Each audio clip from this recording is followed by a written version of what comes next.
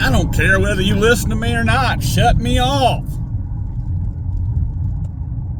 I ain't trying to create hooks and trying to create good thumbnails, and trying to just catch your attention to try to get you for 30 seconds. I'm looking for people that are deep. People that know they need help. And they're willing to sit through a 20-minute, 45-minute video. Because I guarantee you, if you're broken and you need help, and you ain't to the point where you're willing to invest time and money, or you don't have the ability to invest time and money into coaching, you'll sit and watch this whole video. It don't matter how long it is. You will be entranced by this moneymaker. No, you'll be entranced by the truth that is proclaimed here, that comes from heaven itself and trial by fire experience. Even if I decide to sit here for 5 and 10 minutes, 15, 20 minutes in silence, you will learn to sit in the discomfort of the quiet until I say something, if you're willing to grow. Most people aren't. Most people are not. So,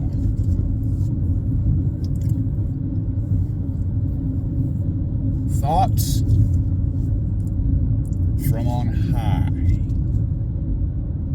Thoughts that will help you grow.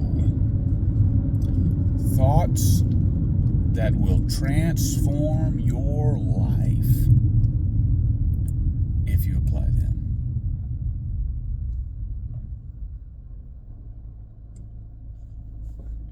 So there's a video making on the way home. Videos on the way home. See, you gotta understand something. I am not trying to impress you.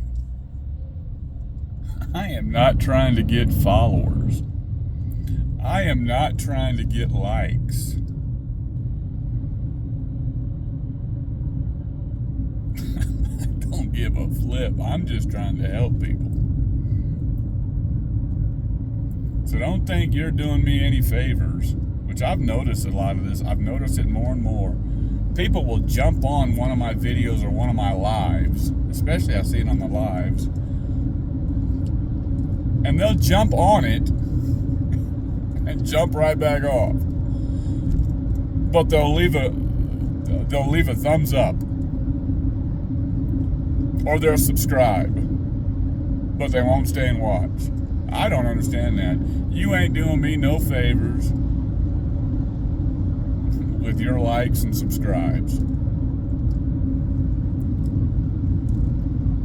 Now, if you're trying to help me and in your world, you thinking liking and subscribing is your way of helping me, fine. But I want you to stay tuned and listen to what's going on.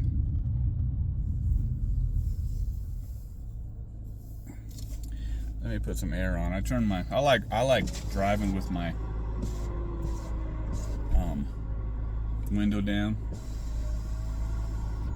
I'm gonna keep it down. Sometimes there's wind noise on these things. I don't really know, but I like my window down driving home.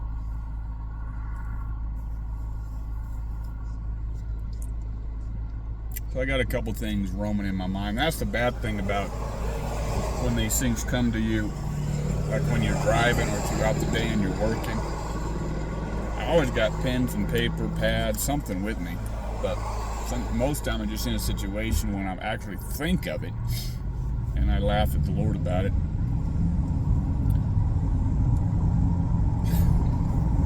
Because I'm really not in a position to stop and write it down, and then by the time I get to the point where I can, I've forgotten it. I will turn on the air. I'll turn on the air. It might be a little better that way.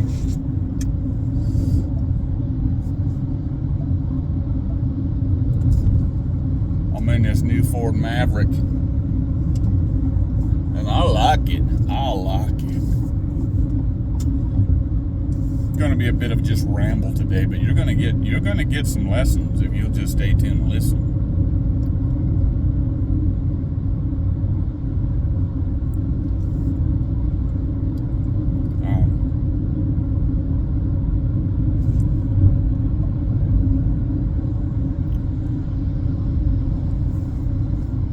Yeah, I like this Maverick.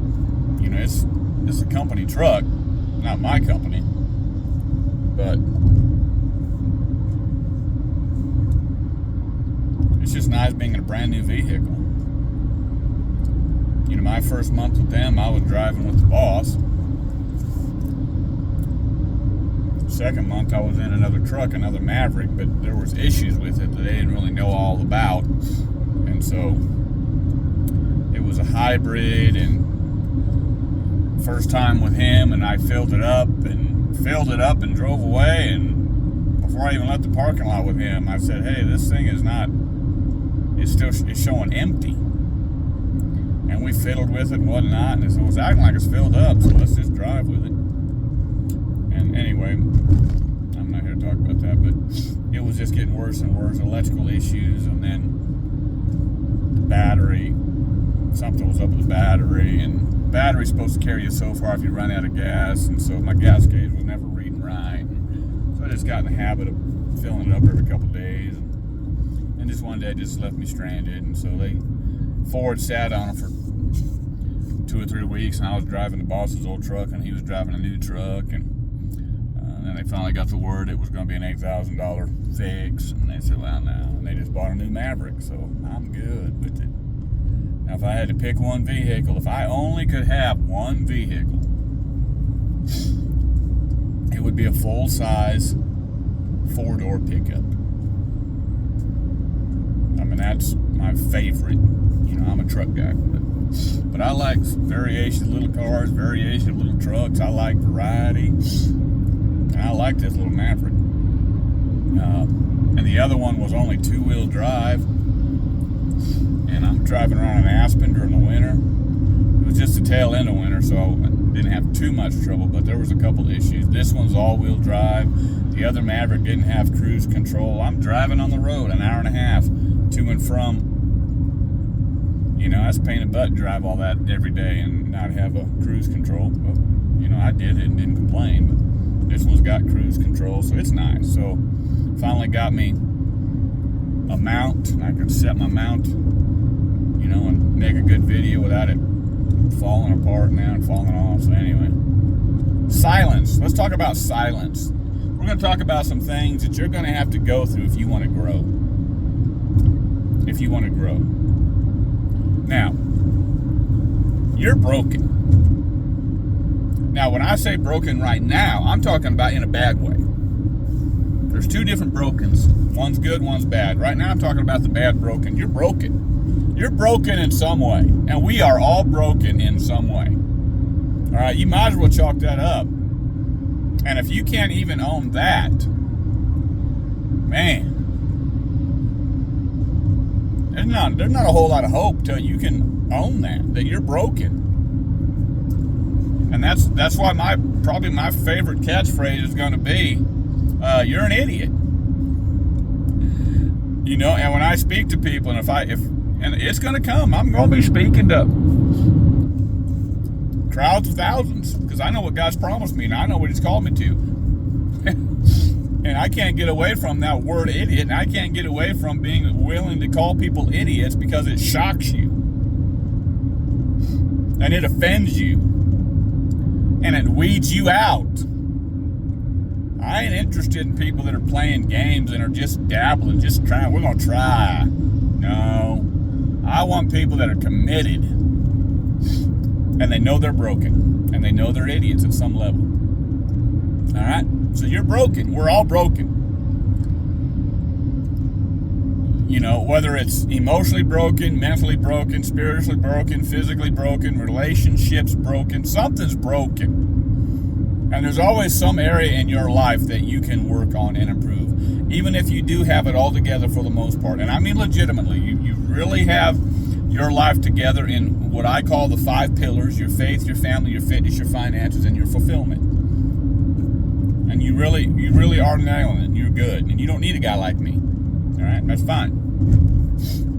But most people might have one or two areas down, but they don't got the others. We're all broken. And no matter how well you get established, no matter how good you get, there's always going to be some area to work on. So you're broken at some level. So you're going to have to go through periods of aloneness, periods of darkness, periods of silence. Most people can't handle that. I'm not talking about, you know you're so broken and everything's not right in your life that you're surrounded by friends and family, but you're still all alone. And that mostly comes because you're not dealing with stuff in the right way. And a lot of you are sedated in some way. You're addicted to something. You're on drugs, you're on medications, you're on alcohol, you're on porn, whatever. You're just sedating, and you're not really dealing with it. And that has created this looming sense of aloneness, even though you have friends and family. And that won't last long before everything falls apart. You got to deal with it. You got to deal with it. So if you're ready to deal with it,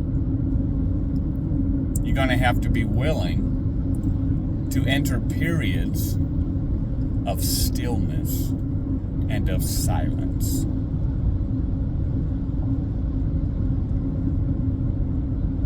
For some of you, that scares you to death, to be quiet. You've always got to have something humming.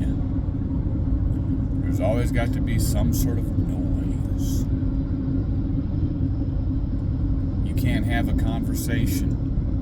As soon as there's a moment of silence, you got to fill it with an or a or a say something stupid or change the subject, whatever, because you can't sit there in silence for even a few seconds to think about what they're saying, to think about the next thing you're going to say, to actually listen to what somebody's saying, and then ponder how you're going to respond back. You just, man. And so the thought of sitting on your chair in your living room or in your bedroom or in your office and, no lights and no sound, you can't handle that. You just cannot handle that. And then the overarching silence that you're going to have to go through. Now again, I'm always coming from a biblical, King James Bible, Christian world view. God of heaven, Jesus Christ, our Savior. That's where I'm coming from. So, all these principles will help anybody, whether you believe in God or not.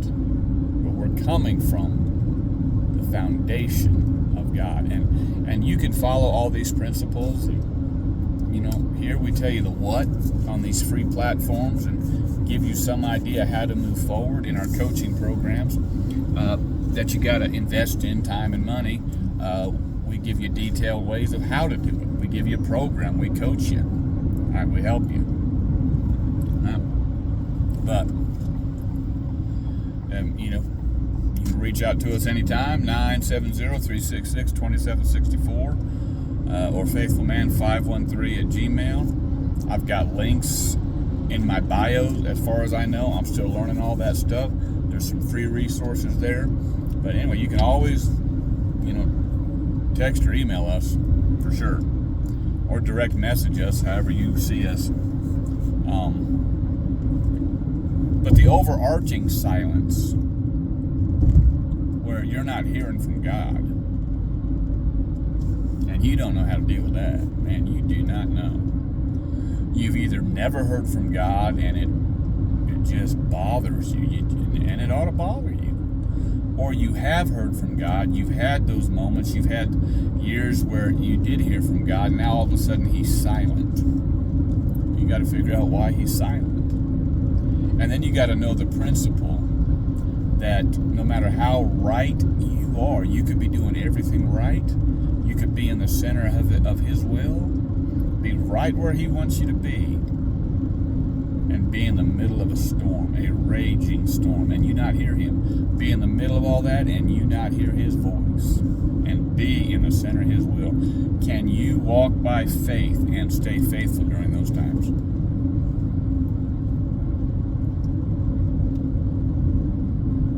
Can you?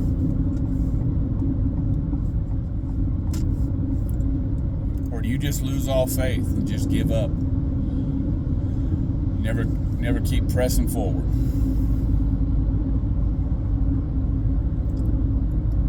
Silence.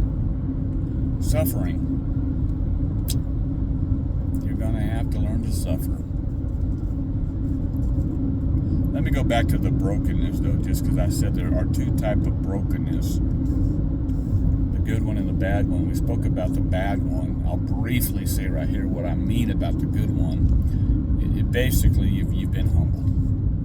You've been broken enough before God, and you've humbled yourself before Him. And you know he has broken you down so He can raise you back up, and you have that spirit of brokenness, that spirit of humility about you.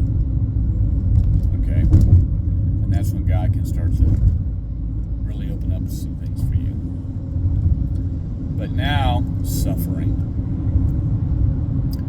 I don't know why. I don't like it. But it is God ordained for His people to suffer. And we're all going to suffer at different levels. Now, here again, two types of sufferings. Suffering because you're just an idiot and you keep making poor decisions and you're suffering because of that. Or the suffering where God is bringing suffering into your life to get you to be more of what He needs you to be. So, can you be honest with yourself? I'm suffering because I'm a moron.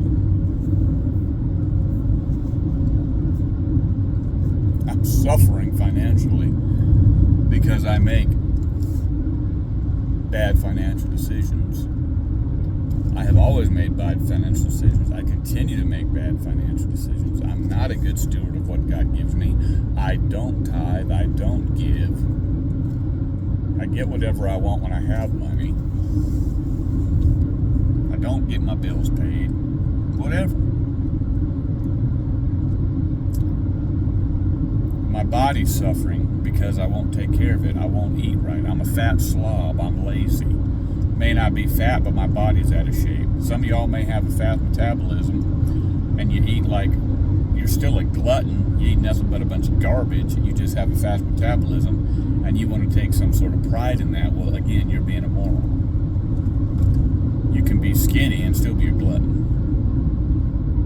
Your mind's not right. You're not engaged in your mind. Your spirit's not right. Your faith's not right. And you're suffering because you're being a moron. Can you differentiate between that type of suffering and the suffering that God brings onto His faithful children? And there's all kinds of suffering, man, all kinds of levels of suffering. And there's people in any given moment of any given day, right now, there are people in this world that are suffering gross atrocities. There are people right now being raped, men and women, children. They are being worked as slaves. They are being tortured right now in some dark room. There is somebody being tortured right now. Somebody being kidnapped. Some pedophile looking for your kid. And we were not made to handle the weight of the world. We can barely take care of ourselves. And so God does not give us that. He doesn't give us the weight of the world. He doesn't expect us to deal with it. Okay? He expects us to bloom where we're planted, to make a difference where we are, to do what we can where we are. And to stand up where we are and to deal with ourselves now where we are. And then he'll bring more light into your life. So Are you one of God's faithful kids, one of his good boys and girls? You're really trying to walk with him. You're really trying to be faithful. You're trying to live holy. You're not one of those Christians that think that you can look like the world and act like the world and talk like the world and still be a Christian. No matter whether you're a man or a woman, you dress appropriately. You dress modestly. You don't dress like the world. Okay? And I'm telling you, especially you women, man, you women, men love the female body. And God told you to cover it up and to keep it covered with a long flowing garment that flows between the knees and the ankle. But you have bought into this, your liberal freedom that you have as Christian women. And a bunch of y'all look like a bunch of whores in these churches. And you're walking around with your low-cut shirts and your yoga pants. It's ungodly. It is ungodly. But you're not one of those women. You're one of those women that dresses modestly and wears a dress, a long flowing dress, most of the time. And if all this is new to you, you have a heart where you're willing to listen and study the scriptures, and you have a heart for holiness. Man, I don't just get on the women. I mean, it's easier for us to get on the women because God made the female body beautiful, and us guys love it. Listen, some of us love boobs, some of us love butts, some of us love legs, some of us love ankles, some of us love necks, but we love the way the body of a female looks. And he gave that responsibility for you women to keep it covered up so men are not enticed to lust after you. And so your husband can have you to himself, and your husband can lust after you, not other men in the world. Oh man, that's good preaching. But the same thing about men. You men walking around looking like women, wearing feminine clothing, and then if you are a masculine man, you want to show it all. You know, and we ought to look manly. We ought to look masculine. But that don't mean we walk around in Speedos and we walk around with our shirts off. God calls that nakedness. Anyway, whatever, man. You guys, this is just hard-hitting truth. But you're not. We're not talking to those type. We're talking to somebody who really wants to live holy and wants to be a godly boy and girl. One of God's boys and girls. No matter how old you get, you're one of God's children. So are you suffering because He's bringing you through that? And some thoughts about that process is that as gold and silver is tried in a furnace and goes through that fire, it is not for punishment. It is not for destruction. It is to burn out all the impurities and the dross, so that vessel can come out the finer. He's bringing tension into your life. And listen, guys, I don't like it either. I don't understand it. I don't know why God has chosen to make it hard, but He has. So you might as well just embrace it. Embrace the bitter things so that you can get the better things. He's bringing tension into your life like a guitar string. If you're playing a guitar, you listen to somebody playing a guitar and all the strings are loose, it brings out a very nasty sound. There's no harmony to it. It don't sound right. But as you tighten up those strings and get them to the note they're supposed to be, whether it's an A or a B or an E flat or an F sharp, and you got it tuned, and then you struck them all, and you got beautiful harmony under that tension. But Listen, we're human. We don't want to go through the fire. We don't want to go through the suffering. We don't want to go through the tension. And as long as you fight it and resist it, you're just never going to rise. You're never going to be a beautiful vessel. You're never going to be a sweet sounding instrument or a sweet savor to God or to other people.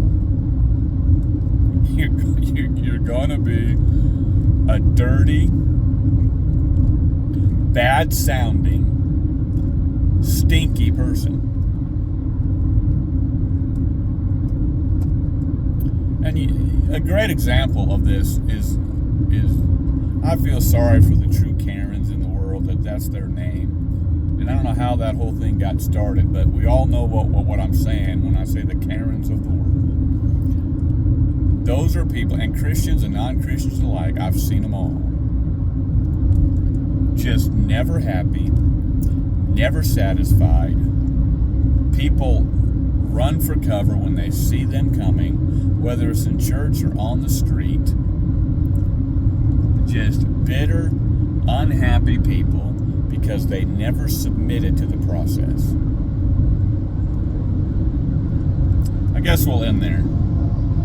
You got to be willing to go through the process. For me, the big arching time frame of this has been 30 years.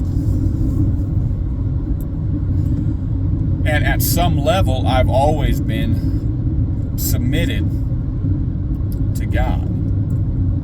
But I got a big kick in the pants 10 years ago when my wife left me and took the kids. That I wasn't where I needed to be. And I was making a lot of dumb, stupid mistakes. And so more specifically, I've been on a 10-year journey of being in the fire, trial after trial, disappointment after disappointment, financial struggle after financial struggle, being homeless, a couple different situations, wondering, confused, unanswered prayer, empty inside, being knocked down, but keep getting back up by His grace and keep resubmitting to Him, yelling at Him, cussing at Him, having my moments, but then coming right back to Him. All right, keep it coming. Keep it coming. You're still burning the dross out of me.